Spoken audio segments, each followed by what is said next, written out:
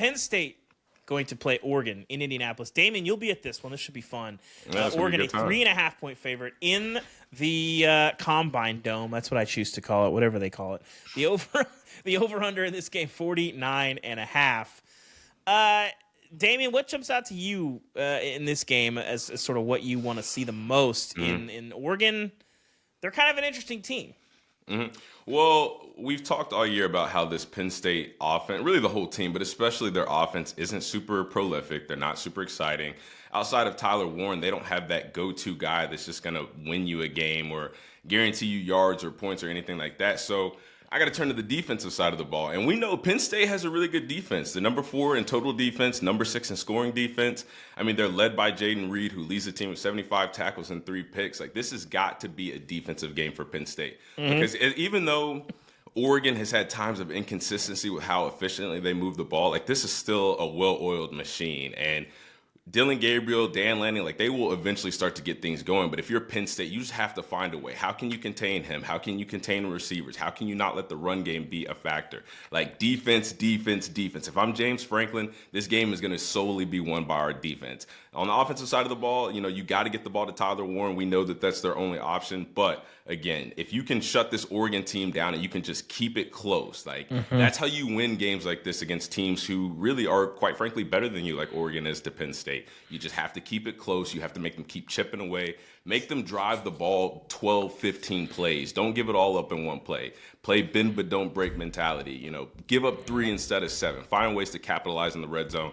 Get off the field on third down. You know, get them behind the chains. It's all going to be about this Penn State defense if they're going to be able to win this weekend. It is interesting. You know, we're getting to championship weekend, and like, even in the entirety of college football, there's usually like 1 or 2 offenses that just scare the heck out of you if you're a defense. Oregon, kind of. I mean, I guess I'd probably vote Miami as the best overall offense, kind of, but they're not like quite. It's just they have really good personnel, and Cam Moore's making some unbelievable plays.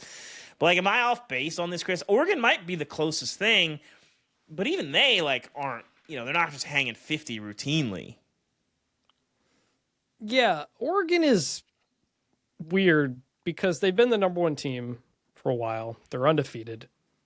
And yet, like, we haven't really talked about them in like a month and a half because they haven't done anything notable. They have to be number 1, but they're not like nobody's. Well, they haven't played any big games since Ohio State because of how the schedule works. The only game that was interesting at all was the Wisconsin game where they had to come back and win at the end. But they're otherwise taking care of lower level Big Ten teams with pretty much ease. So, like, are they the clear best team in the country? Like, I think they have to be by default. But going into last week, they weren't the betting favorite to win it all. It was Ohio State.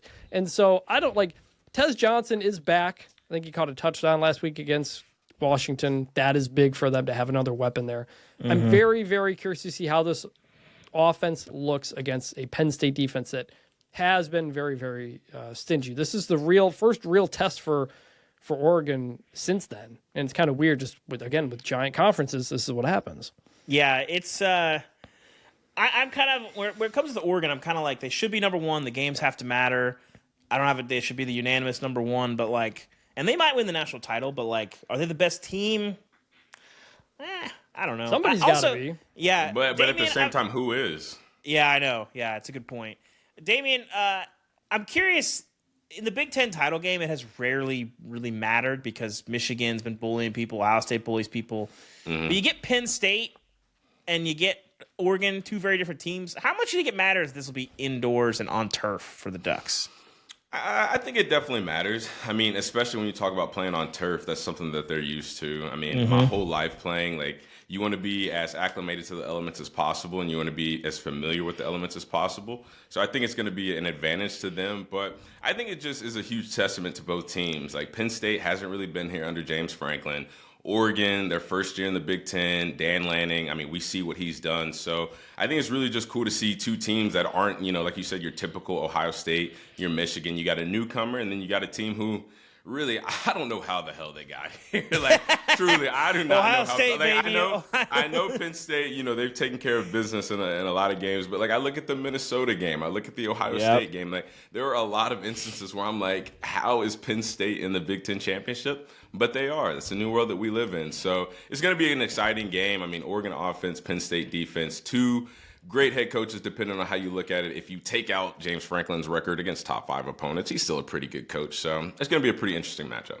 It does feel wrong to me, though, that this game is indoors. And speaking as a fan who's not trying to buy a ticket and go to this game, it feels like the Big Ten should just play every game, every championship game at Soldier Field, just right on the edge of Lake Michigan. Let the wind howl. That feels very Big Ten versus, like, you know, the big dome.